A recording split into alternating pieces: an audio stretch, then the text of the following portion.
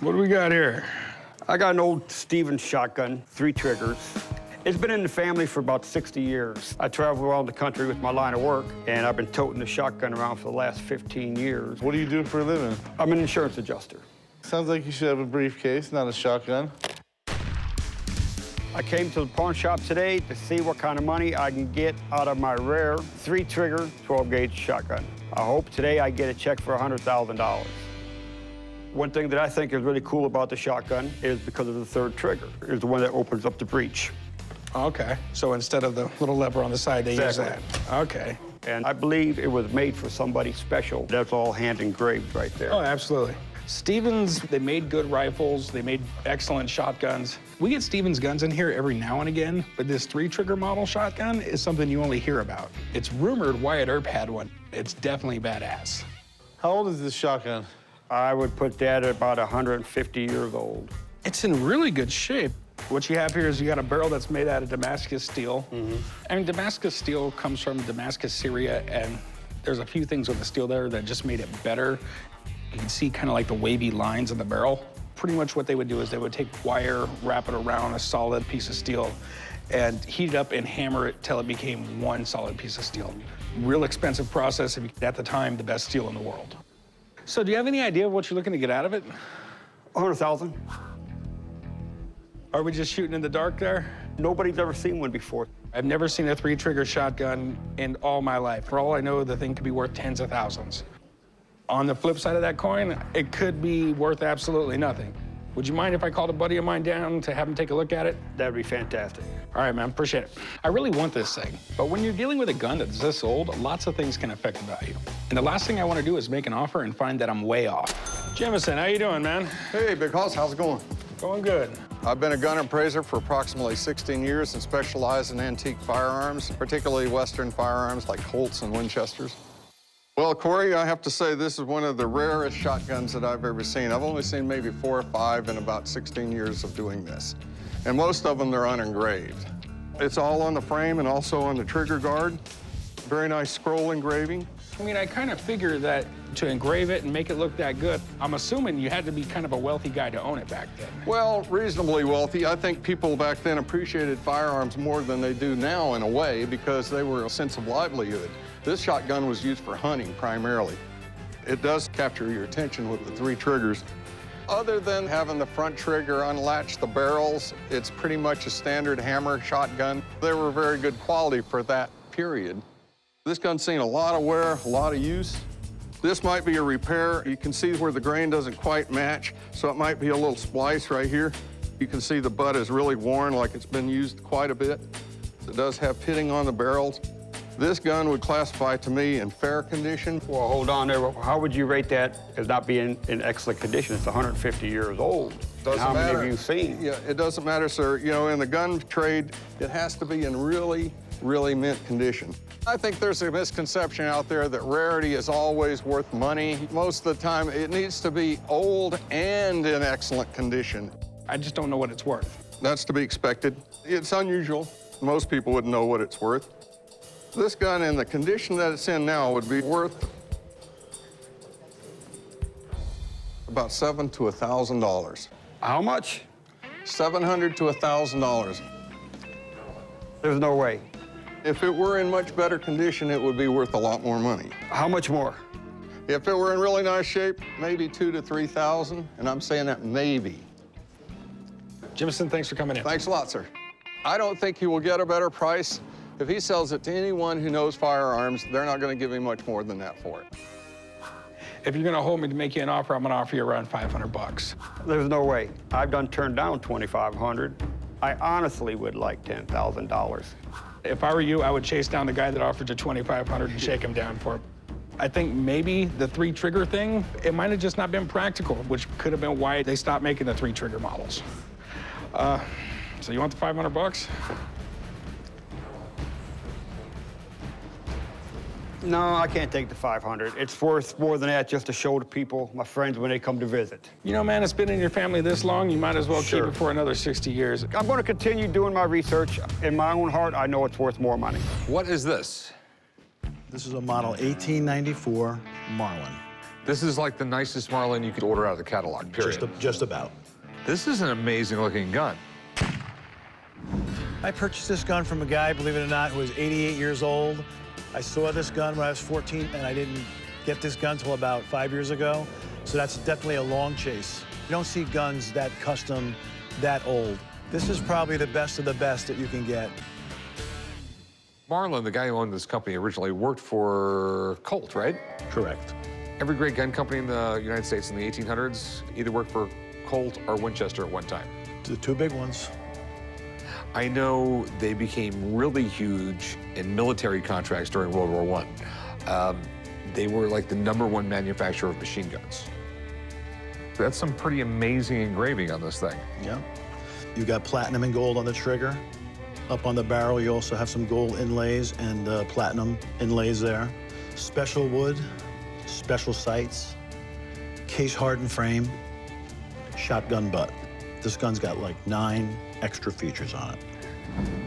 I mean, yeah, it does look to me like if you ordered it out of the catalog, you checked every box. See the order form now? I want that, I want that, I want that, I want that, I want that. God, it's that much. I want that. Just looking at this gun, you can tell someone spent a hell of a lot of time on it. I mean, this gun is top-notch, right down from the gun itself to the amazing engraving. To say I'm interested would be an understatement. It's a great rifle. The action's still good. You had to have good eyes to look through there. Yeah, I'm just seeing blur. Oh, how much were you looking to get out of it? I'm looking for 41,000. You do have some little condition issues, which mean a big thing on a gun like this. We got a nasty gouge right here. You take a gun like this, you start digging it up and scratching it. It's not dollars that it's going away, it's thousands of dollars that are going away. I'm thinking like 20,000. I think that's a fair price on the gun. It's a big drop from 41. 21,000. I take the gun, I take all the risk. I'm the one who's got to resell it, and you walk out here with money. 28,500. 21,000. That's the best I will go on it. 21,000. I got to make money. 25,000. $21,000. I'm sticking to my guns. Oh boy, money sounds nice. I think I'll do it. Okay, we got a deal, man. I'll meet you right up front, man. We'll write this up in just a bit. I think we could have done better. Definitely gonna miss this firearm. You don't come across these guns too often. We'll put the money into another nice gun. He definitely got a good deal. Earlier, a guy came in with a huge collection of celebrity-signed postcards from the 1940s and 50s. I'd never seen a collection quite like it, so I called up my buddy Steve to come down and take a look. Hopefully, he'll be able to tell me if they're legit and what they're worth. That's like a pretty crazy assemblage here. This guy has over 250 autographs from the 1940s and 50s. Wow. So far, it's everything from Babe Ruth to Marilyn Monroe. It's pretty rare you see like a, just a whole collection like this. Obviously this wasn't gotten overnight or whatever. I mean, it's a massive stack. Tell me a little bit about the history. My uncle was a grip in Hollywood during this time, and he would have them sign it to Susie or Susan, my mother, and then he would address to her in Brooklyn and send it to her. And that went on for about 8-10 years. Was it just sitting like in a shoebox packed away in a closet somewhere? It was sitting in a shoebox for as long as I can remember. You took it out of the shoebox, you put it in these containers, and here we are today. That's it. Wow. I mean, I'm kind of blown away by all this.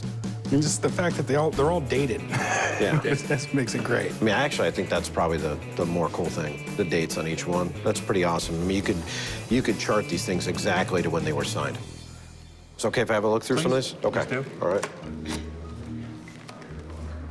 Maybe you'll be able to recognize some of them. Do you guys know who this is? Jimmy Stewart. That's Jimmy Stewart. Liberty Valance. Yeah, It's a Wonderful Life, one of the most famous actors of all time. Do you guys know who that is? Paul Newman. We're talking about the dressing, Paul Newman?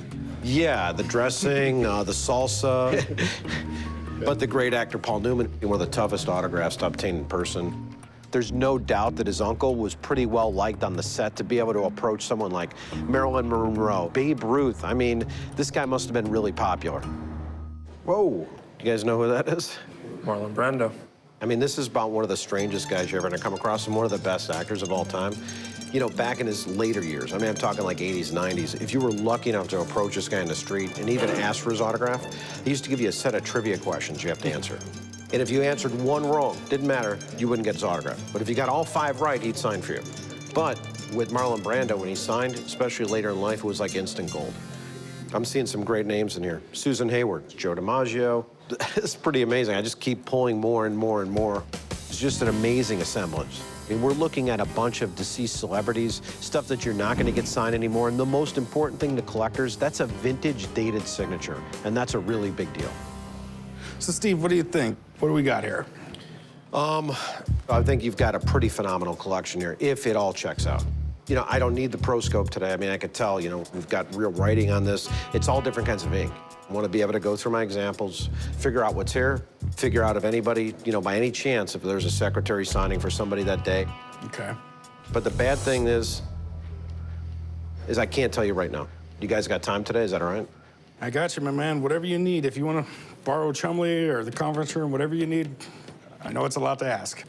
Do you mind? No? Be my guest? Okay. Right on. You might want to grab some lunch or something, because it's going to be a minute, man. Okay. They said to go get lunch, but I'm so nervous right now, I don't think I can eat anything. How you doing? Doing good. Good. So, what do you think? This stuff is all no good. It was a big waste of my time to stand here and go through this stuff. I mean, that's the unfortunate part about it. Really? No. Actually, it's probably one of the best collections I've ever seen. Awesome. Yeah. I can't tell you how rare this stuff is. I don't know if you guys have ever heard of Elvis Presley, but he's here too. Did you know that? No. Yeah, Elvis Presley made an appearance in here. Great example. The guy's not an autograph guy. He didn't get him in person, so he really had no idea that someone like Elvis Presley was just sitting at the bottom of the stack. That is incredible. Frank Sinatra. Do you even know Frank Sinatra was in here? No. No, I See, didn't. you're learning something new every day. Yeah. For 1954, this is at basically the height of Frank Sinatra. Babe Ruth, the great Babe Ruth. This one I really enjoyed a lot. It's dated May 3rd, 1948. You know, 3 months later, Babe Ruth was dead. The great thing about this Ruth signature is in ballpoint pen. Babe Ruth had a heavy hand, liked to sign in fountain pen. Now, I've had a chance to certify 3,000, 4,000 authentic Babe Ruth signatures in my time at PSA. I've seen maybe 10 sign a ballpoint pen. That's how rare they are. Wow.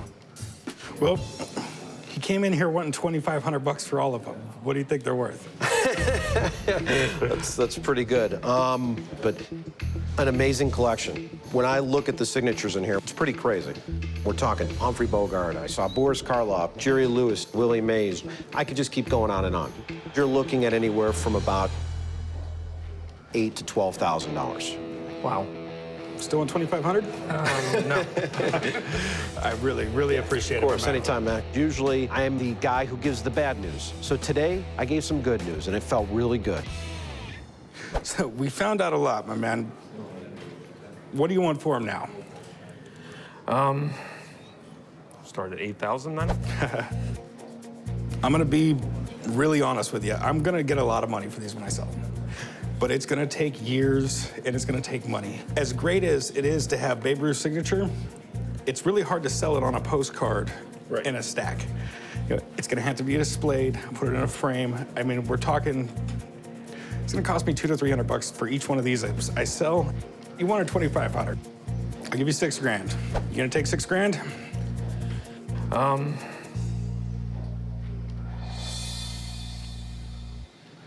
Yeah, I think so. That works. I'm sure my mom will be really, really surprised that we got $6,000 for it. Although, I might keep it a secret.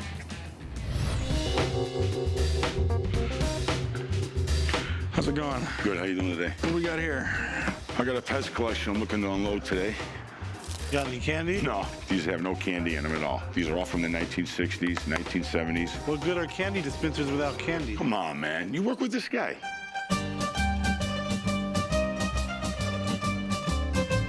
I'm coming to the pawn shop today to try to sell some of my pest collection. I like Pez collecting because they're pretty cool. I mean, it's real Americana. You know, like baseball cards or Barbie dolls, G.I. Joe dolls. It's just fun collecting them. These are very, very collectible, and it's a great hobby. Seems like this is something that kids would be into collecting, man. Come on, man. Busts my balls all day long. I know it might look childish to you, but there's definitely money into it. I have Casper the Friendly Ghost in the original box from the 1960s. This particular Pez here goes for like $300 to $400. I have the Mickey Mouse in the original box. It's a die cut. This piece here goes for about $350, $400. One of my coolest pieces I like is the original Batman. Very tough to find. You know, this goes for about $250, $300. We got Bozo, Tinkerbell, a Zorro. The 50 pieces that I'm bringing in today, worth about $5,000. Such a big collector, man. Why are you looking to sell them? Well, to be honest with you, a lot of these are my doubles. Okay. And I just want to unload them. Okay. So I can make money on them and buy more Pez, obviously. buy more Pez, definitely. Okay. More rare ones. I'm definitely interested in these Pez dispensers. I mean, there's a huge community out there of people who collect these things online. My only problem is that there's so many people out there buying and selling these things already that I need to get them really cheap. Otherwise, I'm not going to be able to sell them. What do you want for them? I'd like to grab $2,500 for them. I had to grab it somewhere else. I'm gonna offer you $1,000, my friend, just because I gotta resell them. You could put these on the internet individually and definitely make your money back on these. Well, man, I'm not looking to break even at all. I put them on the internet, next thing you know, I'm competing with 5 other guys selling the same Pez. I understand that, but these 3 pieces alone are a Gino. Yeah. These 3 pieces alone. Give me $2,000, man. $1,000 is what I can do. It's fine. All right, buddy, Get out of have a here, good man. I can't believe one of them guys offered me $1,000 for them 50 pieces of Pez. That's an insult to the Pez community. I can't believe it. That's why they're chooches. This is a Sharps 1874 Buffalo rifle. Okay, sounds dangerous. It is dangerous. It can't be any more dangerous than that shirt. This was a very powerful gun. I love it because of the historical connection to the West. I'm hoping to get $37,000. In a few years, I'm going to have to sell my entire collection. Might as well start now. This is cool. Where did you get it? I bought the rifle from a friend I knew in Wyoming, and he said, you're going to see something like this once in your life. It's for hunting buffalo. It's a 4490 caliber. Now, this was the most powerful caliber made in 1874. Yeah, it was a powerful enough bullet that 800 yards away, you could still bring down a buffalo. Yep. Buffalo hunting was a big business. This rifle would pack one hell of a punch and was the top choice for big game in North America. In 1874, this rifle took the Creedmoor record, hitting 19 out of 20 targets at 800 yards. Well, yeah, this is where the term sharpshooter came from, was from a Sharps rifle. Originally, the guys who could shoot really far were Sharps shooters because they shot with Sharps. I didn't know that. It's definitely cool. It's in great shape. How much did you want to get out of it? I want $37,000 for it. Whoa, this is a gun, not a car. It's extremely rare. Quite honestly, it sounds a little high. Do you mind if I call someone and take a look at it? I just want to make sure everything's legit, and I'd like to get his opinion on the value. If he knows what he's doing, that'll probably help both of us. Okay, let me go give him a call. I'll be right back. Thank you. I'm fine about them bringing in a person with knowledge. This rifle is in very good condition. Man, I'm a pretty good salesperson. It's the model 1874. This is very accurate. Then you know what gave it that accuracy? Was the falling block mechanism. It's a technology that was special and unique to this gun. When you actually have a round in the chamber, the breech goes up, seals the round in the chamber, and doesn't move around, and therefore it's very accurate. I mean, you shoot this gun, it goes off, it makes a big smoke powder, as you know. Yeah. It's gonna knock down whatever it hits. Hey, you're a buffalo hunter, this is a gun you'd like to have. A 4490 is a big bullet. If you shoot a buffalo with a 4490, it's not gonna hurt, it's gonna kill him. The color back here is a little different than the color up front. But I don't think it matters that much because it's right around where you're manipulating it. So Where your hand I can is. really see that that's from some honest hand wear. Is it all original?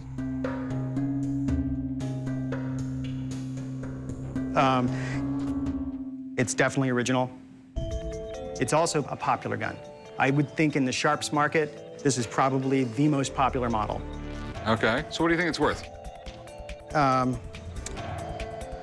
As it sits, Given its condition, given its rarity, I'd probably place this gun maybe $6,000 to $10,000. Well, you know, I'm asking $37,000 because when I take it out and I show it to my friends, we go on for a half hour talking about the Old West and shooting buffalo. So to me, all of that is more valuable. I know you love it. I just don't think you can sell the love. That's just my opinion based upon being a dealer in firearms. This guy talks about sitting around talking to his friends for hours on end about what guns like this did.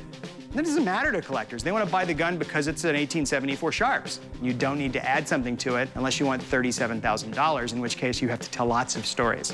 We seem to be very far apart at the moment. I would be willing to spend like $6,000 on the gun. What about stepping up to like 15? No, I'd go 6. That's what I paid for it years ago. Quite frankly, guns have stayed flat or gone down over the past few years. It's up to you, but I really can't pay more than $6,000. I guess I'm gonna get to shoot it some more. Okay. Thank you. Have a good one. I'll just go back and shoot the gun some more. I've got a few years that my shoulder will hold up.